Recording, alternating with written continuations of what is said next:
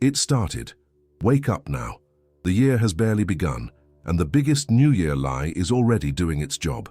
In the first days of January, the world gets strangely quiet. The celebrations fade, the noise disappears, and what's left is the part nobody posts. The slow return to the same habits, the same excuses, the same identity, just wearing a fresh start costume.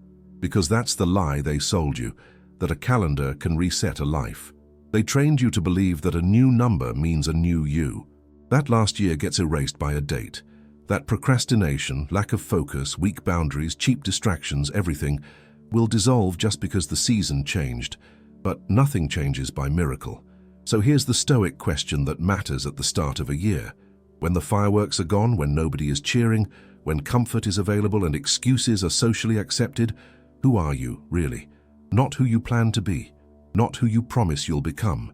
Who are you when no one is watching? Because if you understand one thing, you can do what almost nobody does. You can turn the first week of the year into a weapon, momentum so strong that by the time everyone else finally starts, you're already operating like a different man. But you'll have to reject one seductive trap that ruins more years than failure ever could. And once I name it, you won't be able to unsee it. Principle 1. The calendar is not a judge. The first correction is brutal and liberating. The year doesn't owe you anything. A new calendar does not forgive old choices. Time is not a priest. It doesn't absolve you. It only moves forward, collecting interest on whatever habits you've been paying into. Look at your reality with clean eyes. Your body didn't change. Your mind didn't change. Your finances didn't change. Your relationships didn't change. The only thing that changed was the story people tell themselves to avoid responsibility. Stoicism begins where stories end. Marcus Aurelius didn't build strength through holiday optimism. He prepared for resistance. He reminded himself to expect difficult people, selfish behavior, and setbacks, because that is the normal state of life. When you stop expecting the world to be easy, you stop being offended by reality. You become ready. The New Year lie whispers, this time will be different because it's new. The Stoic answer is, it will be different only if I am different. Principle 2. The trap is slow start, comfort. Here is the trap I promised to name, the comfort of a slow start. It sounds harmless, it even sounds wise. Take it easy, ease into it. Rest now, you'll go hard later. You deserve a soft beginning. And that's how a year dies in the cradle. A slow start trains a slow identity. It teaches your nervous system that discomfort is optional and duty is negotiable. And once duty becomes negotiable, your future becomes fragile. You don't need intensity for months. You need proof in days. You need evidence that you're not the same person wearing a new year like a costume. The question isn't, can you do everything? The question is, can you do something real immediately? A small act done now is more powerful than a perfect plan done never. Principle 3. Planning dopamine is a sophisticated procrastination. Your mind will try to seduce you with planning. New notebook, new app, new goals, a list that feels like progress. Be careful. Planning can be a drug. Writing down a goal often gives your brain the reward before you earn it. It creates a false sense of movement. You feel productive without producing anything. And that feeling is expensive, because it steals hunger. Epictetus asked a question that cuts through every excuse. How much longer will you wait before demanding the best from yourself? Not next month, not after the mood improves, not when the schedule clears. Now. If you want a new result, the first action must happen quickly enough that your brain cannot romanticize it, before your emotions negotiate, before the excuses form a coalition. Do not build a year in your imagination. Build it in your behavior. If you're still with me, here's a quick commitment. Subscribe to Stoic Spring. Not for entertainment, for training. Your life improves when you build the habit of protecting your inner peace and growing in maturity, especially when motivation disappears. Now let's move from ideas to execution. Principle 4. Win the next 60 minutes. At the start of a year, people obsess over the next 12 months. That's a mistake. A year is not conquered in one heroic decision. It is conquered in ordinary hours stacked without drama. So your mission is simple. Win the next 60 minutes. Choose one task that moves the needle and do it cleanly. One workout, one deep work block, one financial cleanup, one chapter studied, one difficult conversation started, one meal made properly, 1 hour without the dopamine drip. This isn't small, it's foundational, because your brain is always asking, who am I? And it answers with evidence, not intentions.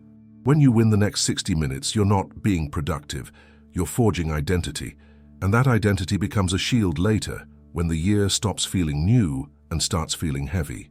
Principle 5. Quiet execution beats loud intention.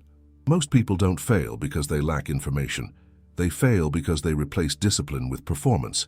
They announce goals, they post declarations, they collect social rewards for intentions, and then they wonder why the fire disappears. If you want power, stop turning your goals into content. This does not mean you must isolate yourself. It means you must stop seeking validation as fuel. It means you choose wisely who gets access to your plans, and you build the habit of doing the work, whether or not anyone applauds. Share with people who support your growth and hold you accountable. Avoid broadcasting to people who only offer noise, judgment, or temptation. Seneca warned that much of what we call life is distraction and waste. The world will happily consume your attention and give you nothing back. So protect your attention like a fortress. Quiet execution is not loneliness, it's sovereignty. And here's the part that will sting. If you need to be seen to stay consistent, you're still working for an audience. That is fragile. But if you can work because it is right, you become unshakable. In a few minutes, I'm going to give you a simple protocol for the first week of the year. 3 actions that lock your identity in place. Most people avoid it because it feels too final. But that's the point. Principle 6. January doesn't kill goals. Friction does. There's a reason resolutions collapse. Not because people are evil or cursed, but because friction returns. The first week has novelty. The second week has routine. Then the emails stack. The stress returns. The body feels tired. The money feels tighter. The weather changes. Someone says something that triggers you and your mind whispers, skip today. This is where most people reveal what they truly worship. Comfort. Stoicism teaches the opposite. Virtue is not what you do when life is smooth. Virtue is what you sustain when life becomes inconvenient. So remove friction before it attacks you.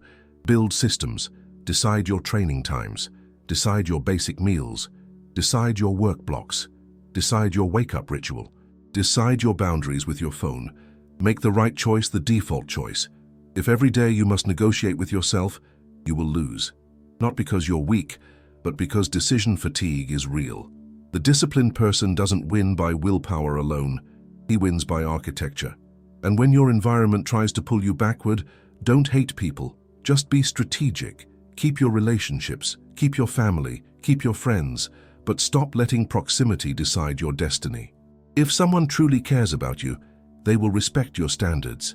They may not understand them, but they will respect them. If someone mocks your growth or constantly tempts you back into old habits, don't make a speech. Make a boundary. Your future self is watching what you tolerate. Principle 7. The identity shift is the only shift that lasts. Now we reach the core. Your problem was never only what you did. Your problem was who you believed you were. The system wants your identity attached to external things, status, money, appearance, approval, because that makes you controllable. If the outside shakes, you shake. Stoicism builds a different foundation. Your value is in your choice, your character, your response. Your power is internal. Marcus Aurelius called it an inner citadel, a place inside you that stays stable even when the world becomes chaos. So, here is the protocol I promised. Not a motivational ritual. A practical identity lock for the first week of the year. Act 1. Cut one anchor from last year. Choose one thing that clearly belongs to your old self and remove it decisively. A habit that drains you, a digital addiction, a pattern of complaining, a spending trigger, a toxic loop. Make it concrete. Delete the app, remove the shortcut, cancel the subscription, clear the stash, change the environment. You're not trying, you're declaring jurisdiction. Act 2. Write one non-negotiable law. Not a list of goals. One law. Choose your deepest weakness and turn it into your strictest rule. If you avoid hard work, I do the hard thing first. If you overspend, I do not buy on impulse. If you're inconsistent, I do not miss twice. If you're disorganized, I reset my space daily. Put the rule where you'll see it. This isn't inspiration, it's governance. Act 3. Do the sunset task. Before you sleep tonight, whatever day you're watching this, do one necessary task you've been avoiding. Not the fun task, the task that builds self-respect. Clean the mess, face the bill, start the document, train when you don't feel like it. Prepare tomorrow properly. One act that proves your mind is not on holiday. This is how you teach yourself the new identity, with evidence. Now add one final Stoic lens, memento mori. The beginning of a year feels like you have endless time. You don't. Time is a loan and it can be collected without warning. This is not despair. This is urgency with dignity. Live like your hours matter because they do. And remember, amor fati, love your fate. Not only the wins, but the resistance. The setbacks will come. Let them train you, not break you. You've heard the ideas. Now the year demands action. Like this video as an act of presence. Subscribe to Stoic Spring if you're serious about building the daily habit of protecting your inner peace and growing into maturity. And go to the comments and write your decree so your own conscience can witness it. My empire begins today.